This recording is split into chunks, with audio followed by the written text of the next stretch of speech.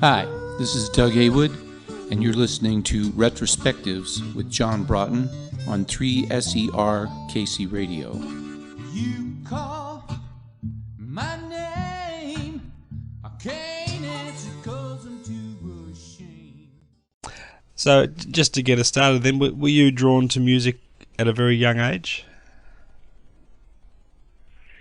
Yeah, my mother played the guitar and sang, which she still does. She just turned 81 on Tuesday, and she still goes to bluegrass jam sessions, festivals, and plays her guitar in the parking lot with the campers and so forth. Mm-hmm. It's kind of a big fad up here in the States, bluegrass festivals. A couple of... But yeah, she played country music and old folk songs and things for me when I was just tiny. Right. A couple of... Playing guitar always seemed like a natural thing to do, Yeah. A couple of early bands you were involved with were the Ma Tucker's Blues Band and the Goose Creek Symphony. Can you tell us about those? Well, Ma Tucker's Blues Band, that was my band in high school, my rock band. That's back before everybody had a rock band. It was a little more of a rare thing, And, I used to call Ma Tucker's Blues Band, it was something else. I don't know what it was, but we played, songs by the Byrds and Procol Harum. We had a B3 organ player in the band. But then I got into seeing the Paul Butterfield Blues Band, and I went through my blues phase, and so we started playing more blues material in the band, and we got a harmonica player and so forth. But the Goose Creek Symphony, they were actually signed to Capitol Records, so that was kind of my ticket out of Phoenix. Phoenix is about 400 miles from Los Angeles, so the Goose Creek Symphony opened shows for Bobby Gentry, who had the hit song "Ode to Billy Joe." It was her hit in those days, and so I went to work with her directly. I quit the Goose Creek Symphony and went to work for Bobbie because I wasn't making any money, band, and it looked as though being a sideman would be more lucrative than trying to be in a band. So that's what I did. So looking back now, would you consider that your first significant career break, getting to work with Bobby Gentry? Absolutely, yes, it was. She was great to work for. And it was. She was very famous at the time. Yeah.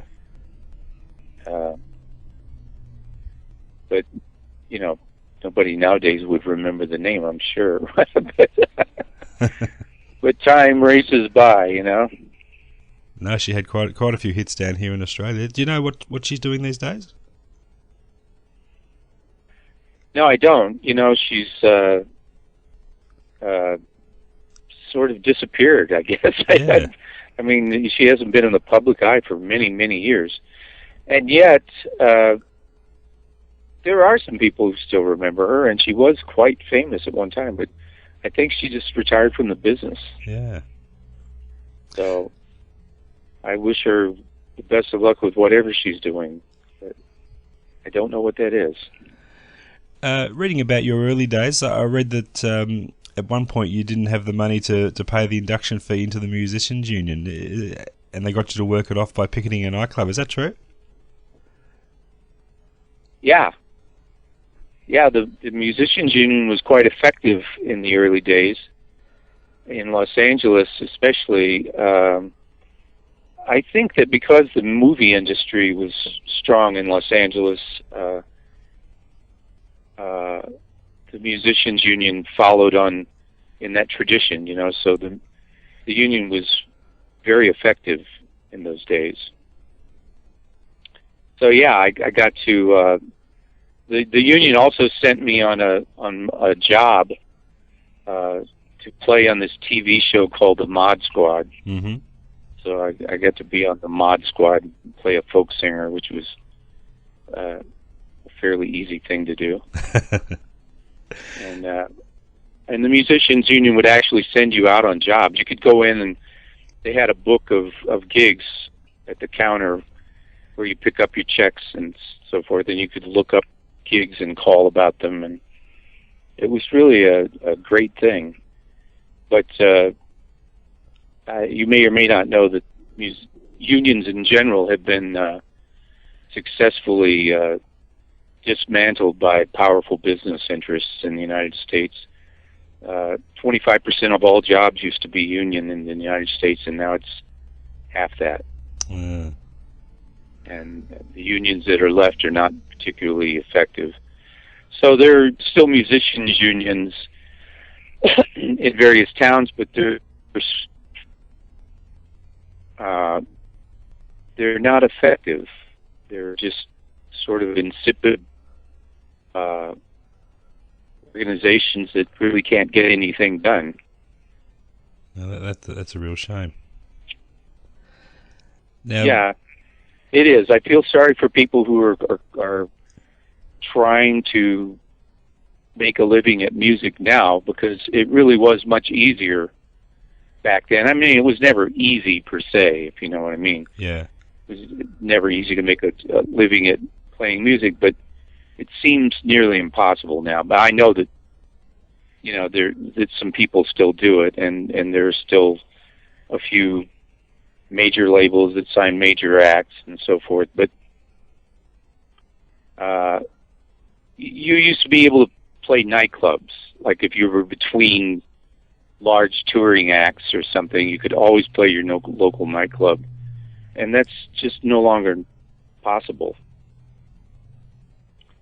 Part of it is that so many people do it as a hobby now that people will play those places for free. So you can't really compete with free, can you? No contest. Working with Jackson Browne, such a major part of your career, do you remember your first meeting with Jackson? Yeah. I had gone to see him at a nightclub. He was playing with his friend Ned Doheny. And I went and saw him twice at it was a coffee house, is what it was, you know, like a little performance venue somewhere in Hollywood, and I don't remember which one or anything. So I was in a band with Beth Fichet, and Beth invited him over to the apartment. So I lived in the apartment upstairs, so I came downstairs and we played in her living room. And I was really quite impressed with his songs. And, you know, began a great relationship for us both, I would think. Yeah. Singing behind Jackson, were there any golden rules that you always made sure you stuck to? I'm sorry, say that again? During your time singing with Jackson, were there any golden rules that you always made sure that you adhered to? Golden rules. I don't know. Will you give me a hint? I'm not sure. Golden rules.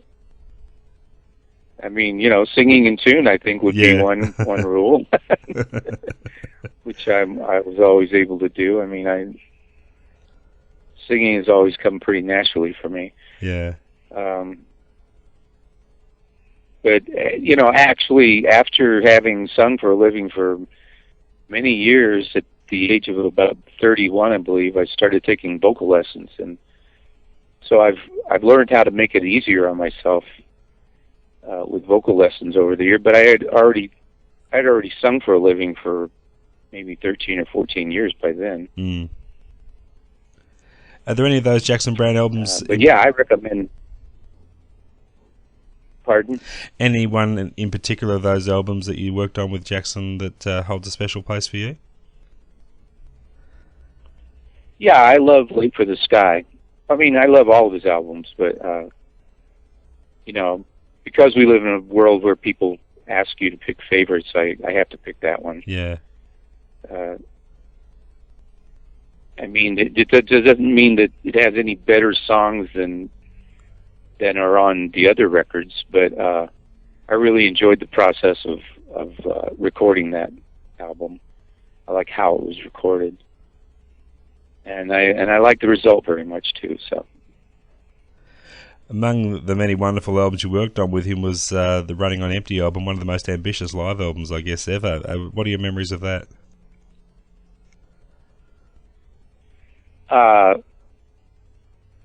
My memories are growing dimmer. I mean, it's already, that was 1976. So, that's a very, very long time ago. Yeah. You know, it's over 30 years ago. And you know, recently a DVD came out with all of these pictures that I'd never seen before. We had a photographer named Joel Bernstein on that tour who took hundreds and hundreds of pictures. So there are all of these great photographs that I had never seen, even on a proof sheet anywhere. They're great photos, and I'm struck now, of course, that by how young we were. But when you're 26, you don't really think you're young, you know. Mm. I mean, my son is now 26, and he pretty much knows everything. You know what I'm saying? Yeah. Did you notice any changes in Jackson's approach to recording or performing during the time you spent with him? Yeah. You know, we used to record without click tracks. A click track is, you know, a metronome. Yep. So that the tempo is completely measured and steady. We didn't do that. Jackson started recording with click tracks on this album called Lawyers in Love. And I believe he's been recording that way ever since, which is pretty much how it's done, you know. Yeah. And you develop the ability to sort of ignore it and get comfortable with it after a couple of thousand hours of doing it. You develop this ability to do it. But you know, if you listen to the tracks that are on For Every Man album and Wait for the Sky album, they weren't cut with click tracks, and they grew very steadily anyway. Yeah. So, you know, that's one of the major. I mean, you know, of course, there's all these advances in technology from tape to digital and all of this stuff. But as a musician, I think that's one of the most significant things is playing with a click track and the overdub process rather than playing necessarily live. I like playing live in the studio with an entire band, but it's kind of a luxury, you know. It's more efficient to do it in layers. Yeah. Was he always open to your input and suggestions? Oh, yeah. Well, I mean, he's always been great about, you know, listening to other people's ideas. But in the end, you know, he takes what he wants and leaves the rest, which is the way I would do it. Or the way President Obama is attempting to run this country, is you get the best advice from everybody, but in the end he makes the decision, right? So yeah, Jackson Browne is the president of Jackson Browne, you know. You actually, you've worked with many singer-songwriter types over the years. What for you is the key element in providing the appropriate backing to artists like that, where lyrics are such a vital cog in the overall product? Well, I'm a songwriter as well, and I think a lot of sidemen are, not necessarily all sidemen, but it's quite common that side people are also aspiring artists. And so, you know, you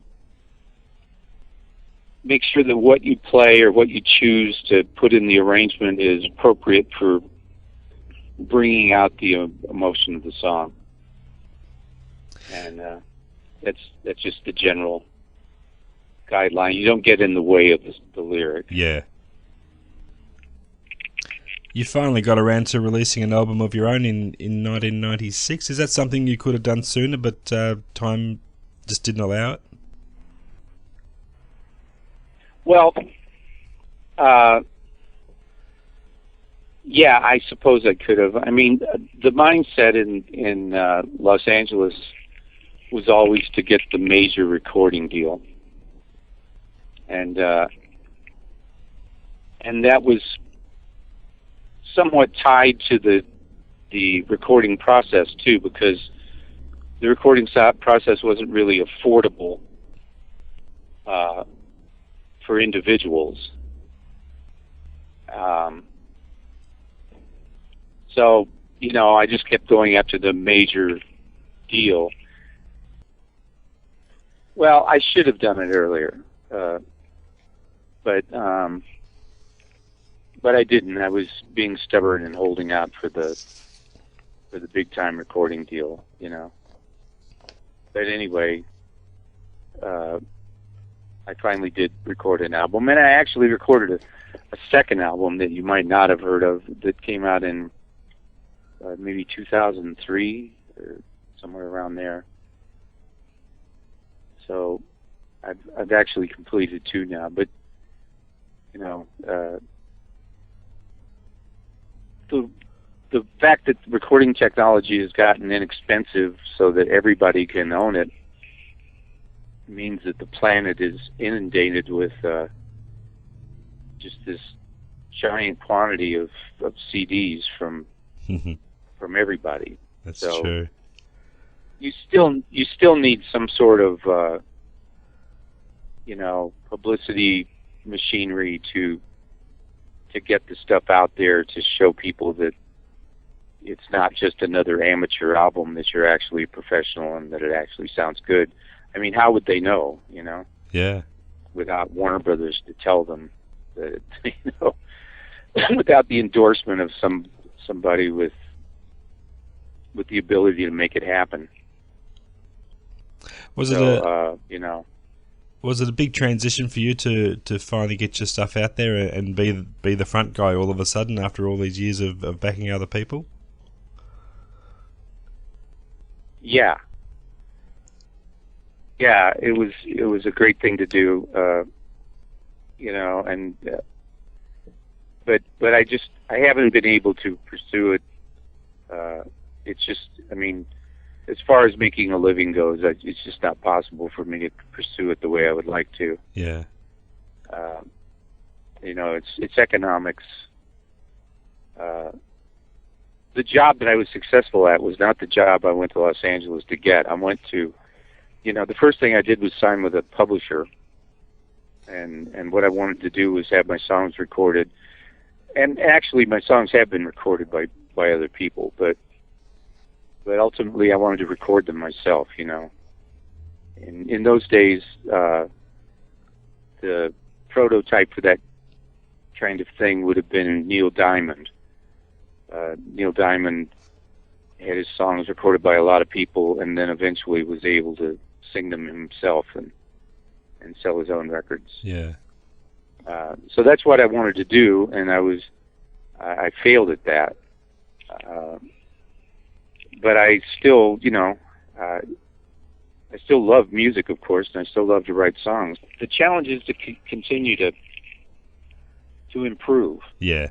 You know, and that's what I'm dedicated to, is to continue growing as an instrumentalist and as a singer and as a songwriter. And you know, if recognition comes for that, fine, and if it doesn't, well, that's fine too. You know, it's just, you know, I can't control that part of it. You mentioned you have had some success with. I mean, I don't believe I ever had any control over anything. I think I happened to be good at accompanying people, which was not my goal, but I was good at it, and so I happened to get employed doing it, and that was fine, and that was that, Yeah. You mentioned... but if you're a musician, you actually have to work all the time just to maintain your skills, and then you have to work even harder to make progress with them. And that's the fun, is to continue to grow. You mentioned you have had success with other people covering your songs, and even a children's choir down here in Australia, I believe. Yes, I've never heard that recording as much as I would like to. I mean, I've never been able to find the recording anywhere to hear it. Well, that makes two of us, and I'm down here. Yeah. Well, apparently, when that happened was at least 10 years ago or more. Yeah. Maybe 15 years. And I was delighted to hear about it, but I'd love to hear the recording. That particular song has been recorded by lots of people, but nobody's had a big hit with it. The Dillards recorded it. But the song I think that people have heard the most was this song called Don't Leave Me On that was recorded by Jennifer Warren. Yeah. But anyway, I've had other songs recorded. I just to really get over the top, you have to have the hit, Yeah. So. Now, you mentioned your son earlier, and he's a musician as well. It must be a great feeling when he's up on stage with you. My son, yeah. Yeah. Absolutely. Yeah, it really is. We get a good blend, a nice harmony blend. It's that genetic thing. Hmm. What are his plans and ambitions for music? His? Yeah. I think he takes it with a grain of salt, which I think is really good. He has a great job that he works every day, Monday through Friday. And he has it's a great job with exciting stuff happening. His company is helping to build some solar panels in Nevada. It's a big project. It's a place called Rexarm. So he enjoys music, but he doesn't he doesn't want to fall into the sort of traps that I've found myself in over the years, which is not having anything else to do for a living. Yeah. I mean, I really didn't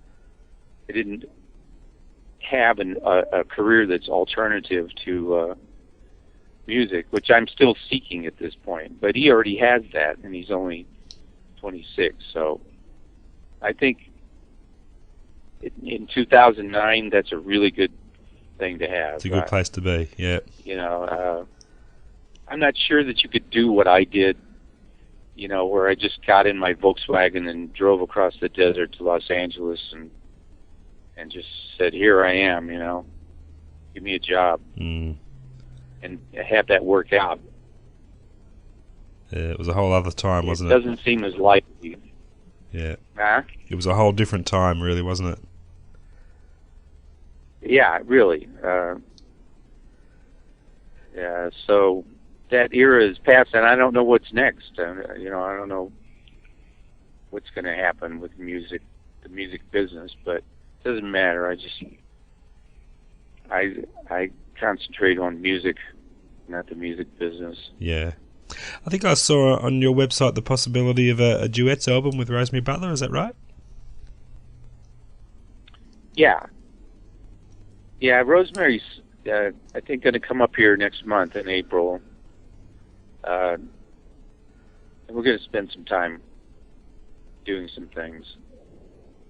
So that would be nice if it worked out. Yeah. But it's always great to sing with her under any circumstance. Absolutely. And you've got your own studio set up there too at home.